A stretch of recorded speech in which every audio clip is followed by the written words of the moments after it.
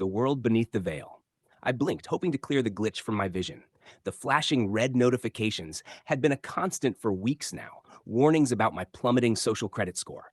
Every infraction chipped away at it, missing a payment, speaking out of turn, failing to smile at the right moment. My score ticked down, a constant reminder pulsing in the periphery of my mind. Then, last night, the final blow. Zero. I didn't know what it would mean until I woke up this morning. The world used to be bright.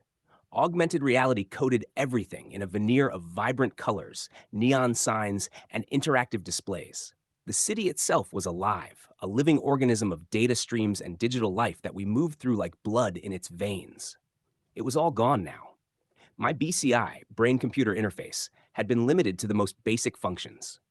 My AR, once a vivid palette of hues and information, now displayed only shadows, the digital constructs that used to guide me through every day, now mere specters. I tried to interact, to make a call, pull up a map, anything. Nothing responded. I could feel the loss physically, like a part of my mind had been amputated. I'd never thought of the BCI as separate from myself. How could I? It was how I interfaced with the world, with people, with myself. Now, with it malfunctioning, I felt broken. I stumbled through the streets, my senses betraying me at every turn. Once, I would have been guided by visual prompts, arrows showing me where to go, ads personalizing themselves to me as I passed. Now, everything was flat, a dull monochrome world where nothing connected. The people around me seemed different, too.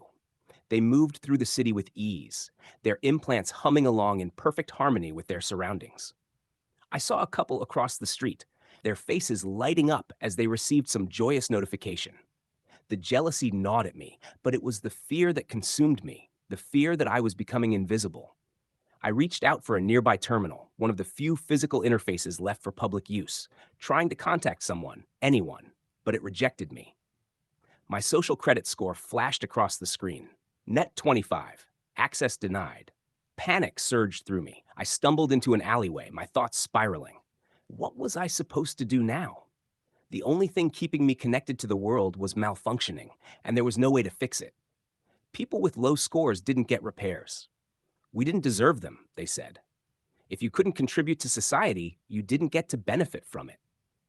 I didn't know how long I wandered before I ended up in a part of the city I'd never been to before. The buildings here were older, decrepit.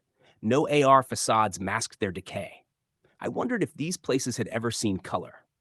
A group of people huddled around a makeshift fire caught my eye, their faces hollow and tired. They noticed me too, and I saw the recognition in their eyes, another broken person, another outcast. One of them, an older woman, gestured for me to come closer. I hesitated, but what choice did I have? She looked at me with a kind of pity that made my skin crawl. "It's hard at first," she said, her voice cracked like old leather. "When you first fall, but you get used to it." I wanted to scream at her, tell her that this wasn't how it was supposed to be, that I needed to fix this. But the words wouldn't come. Maybe she was right. Maybe this was it, my life now in this gray world, disconnected, obsolete. As night fell, I sat by the fire with the others, the glow from the flames barely warming me. My thoughts circled back to the same question. How much of me had been the BCI? How much of my identity was tied to the technology in my head? I had no answer. I wasn't sure there was one. The city continued to move around us, the AR overlays filtering out the sight of our little group. We were invisible to them, shadows in the world beneath the veil. But it wasn't the world that had changed. I had.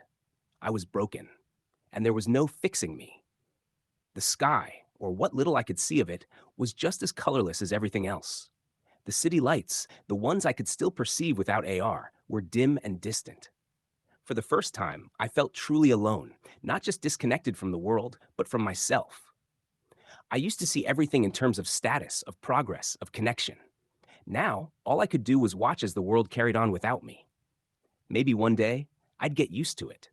Maybe one day, the ache would fade and I'd stop longing for the colors I could no longer see. Or maybe I'd just stop thinking altogether.